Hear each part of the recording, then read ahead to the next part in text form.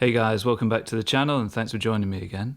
In today's lesson we're going to have some fun with a simple one-chord blues, building simple but effective riffs and licks around an open position E chord. This will involve quite a few elements, from the major and minor pentatonic scales to triads and the chord shapes themselves, but by combining those things we're going to find ourselves with some really authentic, raw and vintage flavoured blues ideas. And that's what this lesson is all about. Rather than taking you through my improvised opening performance note for note, I'll be teaching you the ideas and the concepts that I use to do that stuff, so that then you can do that stuff for yourself. Having said that, the lesson materials do include a note for note transcription of that, neatly typed out in Guitar Pro and PDF formats in tab and notation. I'll also include tab and notation of the various shapes and scales that we're going to be talking about. You can get hold of that stuff at the links in the description. Okay, on with the lesson. Now let's start with a simple open position E major chord. Now the first thing you want to understand is that in the blues you can make this E7 if you like, by adding the flattened 7th. You could do that with the pinky on the 3rd fret of the B string, or you could allow the open D string to come through. That sounds a little muddier, and if you're looking for lead ideas, it's kind of nice to put it up on top so it really kind of piques the interest of the listener.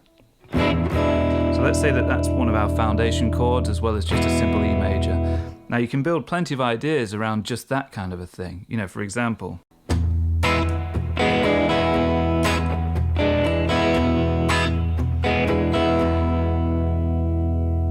now another really nice idea that we can get from within that chord is to hammer onto this major third on the G string here from the open string. That's a very typical blues idea, minor to major third. Build that into riffs and it sounds awesome.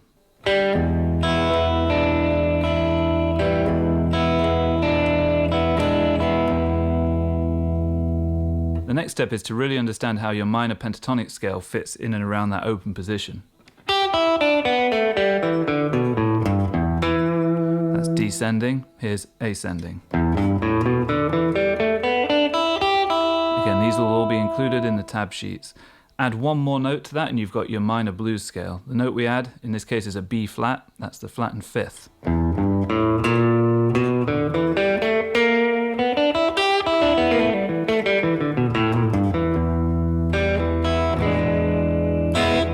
Now we've already got a universe of stuff to explore with just those elements. Let me just have a little bit of a mess around at a slow tempo to give you a few starting ideas.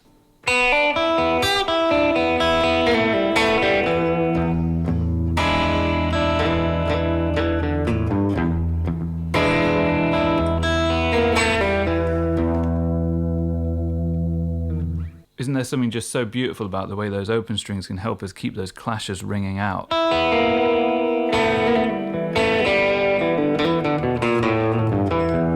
And returning to that major third each time to kind of resolve things and put a full stop on your phrase.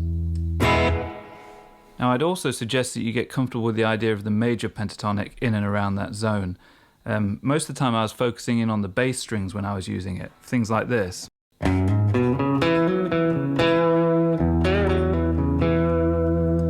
So in terms of the E major pentatonic, we're thinking E, F sharp, G sharp, B, C sharp.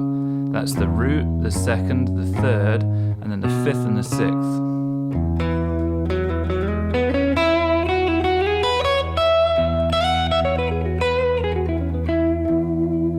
6th. Beautiful sounding scale.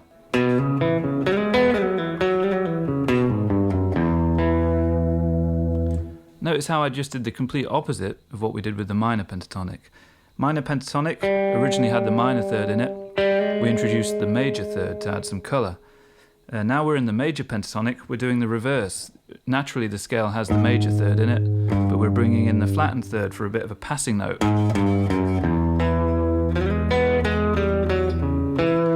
It's a really nice note to bend into.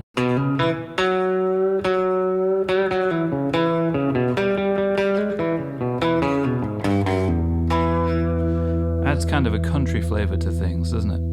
Now that C sharp note, the 6th degree of the scale, is a really colourful one, and you'll notice a lot of the phrases I played in the opening performance included that in the upper octave.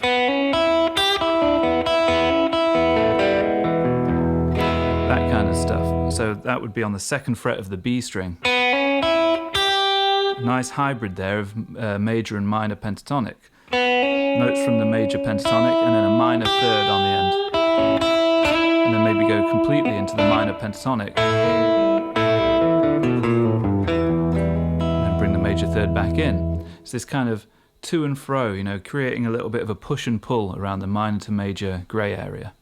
Now, one more thing to mention about the scales here is it's nice to break out into shape 2, even if it's just on the top few strings of your minor pentatonic.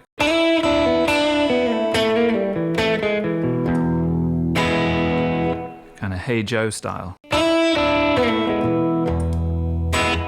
It's always really nice to double up that E note, 5th fret of the B string plus the open E string on top. Add some vibrato to really help increase that little bit of dissonance. You could also do it with the B note, with that 4th fret of the G string plus the open B string on top. Sounds especially cool when you have the B flat against that open B string, again adding more dissonance.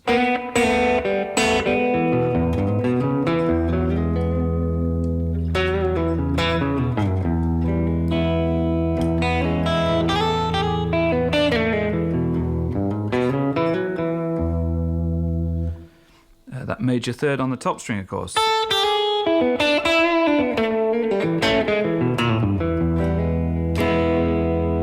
Sounds great. Now we also have some really useful little chord shapes in this zone that we can try and bring in now and then. The main one would be this E7 on the top 3 strings, like a D7 open chord that's moved up 2 frets. Great as it is. Sounds really cool when you leave the top string open actually as well. Again, it's a bit of that Hey Joe kind of flavour. And that was kind of the main foundation of a lot of the riffs I was playing.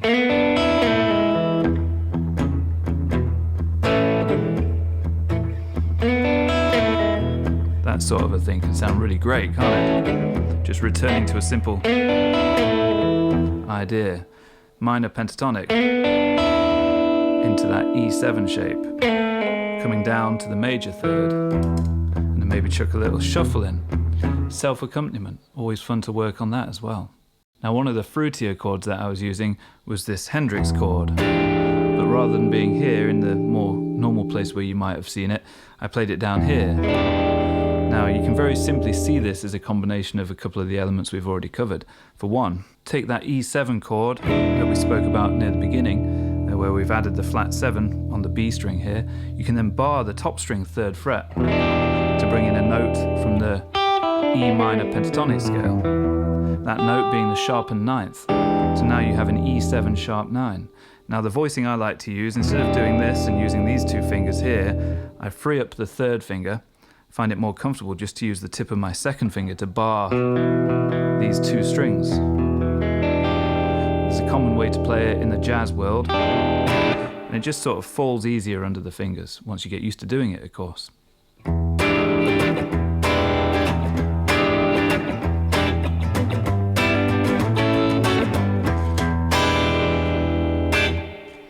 Now, other shapes that work really nicely to embellish that E chord, because remember this is just a 1-chord blues essentially, this voicing of an E7 here, which is easy to find.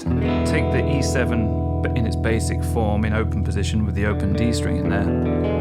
Drag it up 3 frets. Now look what you've got your flat 7 and the 5th, and then you can involve open strings.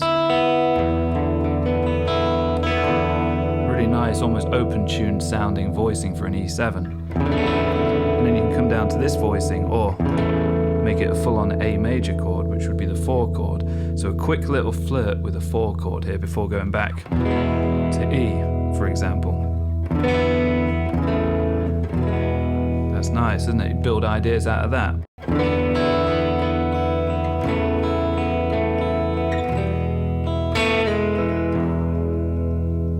Or the full run up and back.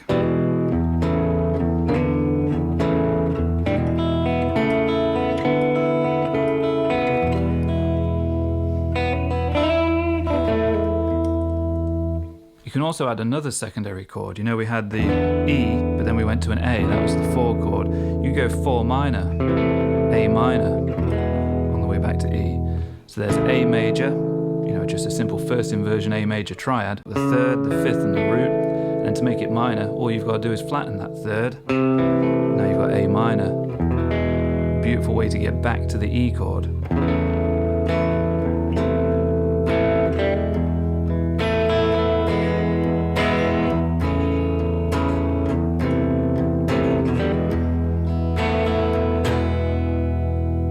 There's a lot of variations on that kind of stuff.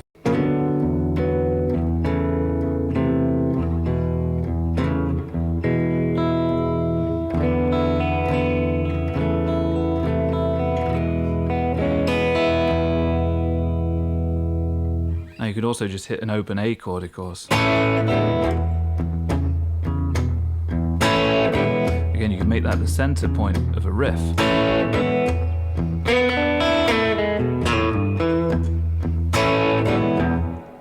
Now I went one step further at one point and brought in the D chord as well.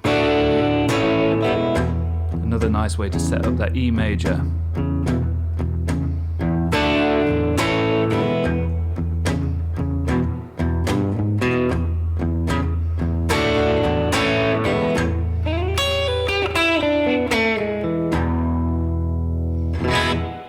Now a bonus idea I'd like to talk about is the thing I kicked off the opening performance with, where I did this kind of idea, kind of Lightning Hopkins style. That sort of stuff. And it's nowhere near open position, but I kind of associate it with it, strangely enough, because I'm thinking of a E minor pentatonic scale along one string horizontally. For example, the B string.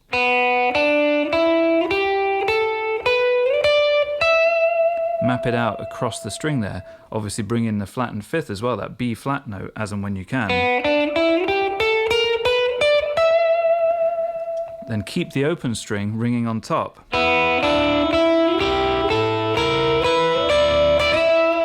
Endless cool things you can do with that. This being just one of them.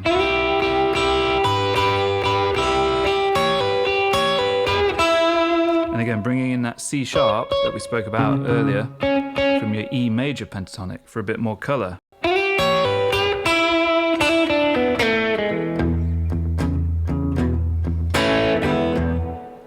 And that really covers all of the elements that I was using at the beginning there.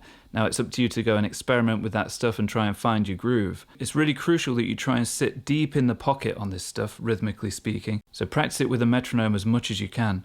And really lean into those triplets, because that's a huge part of the blues identity. You know, 1 and a 2 and a 3 and a 4 and a 1 and a 2 and a 3 and a 4 and a 1. That kind of thing. This is a really fun thing to work on because, as you can hear, it sounds pretty good even unaccompanied. Obviously, if you're then doing this with other musicians, you can strip it back and be a bit more sparse and maybe just focus on the lead things, like little conversational interjections now and then. Listen to players like B.B. King, the way he would respond to his voice with a guitar line. You'd be thinking more minimally like that. But when you're playing on your own, it's nice to be able to fill in like a backing track, courtesy of these chords and these deeper strings. Really fun to work on. Okay guys, so a little bit of tone talk before signing off. This is my Collings I-35 LC Vintage. I've only had it about a month, but I've already gigged it a handful of times and recorded with it a ton, and I'm really impressed with it. It's such a great guitar, super versatile, like any 335 type of guitar is. As far as electric guitars go, these and Telecasters are definitely my top two choices. And this has to be the best example of a 335 type of guitar that I've ever played, really. The body is just slightly smaller than a normal 335, which makes it a little more comfortable to play sitting down as well. So a really adaptable guitar, this. And the throwback PAF pickups, really low wound, sound great. Crystal clear, very dynamic, very open sounding. I'm plugged into a Mad Professor Royal Blue overdrive pedal, just for a bit of dirt, and that's going into my Strymon Flint for some reverb, and then into my Lazy J 20 amp, which is like a 5E3 tweed circuit. The strings on this guitar are 10-46 Diodario NYXLs, and the pick is a Dunlop H3. Okay guys, so thanks for joining me.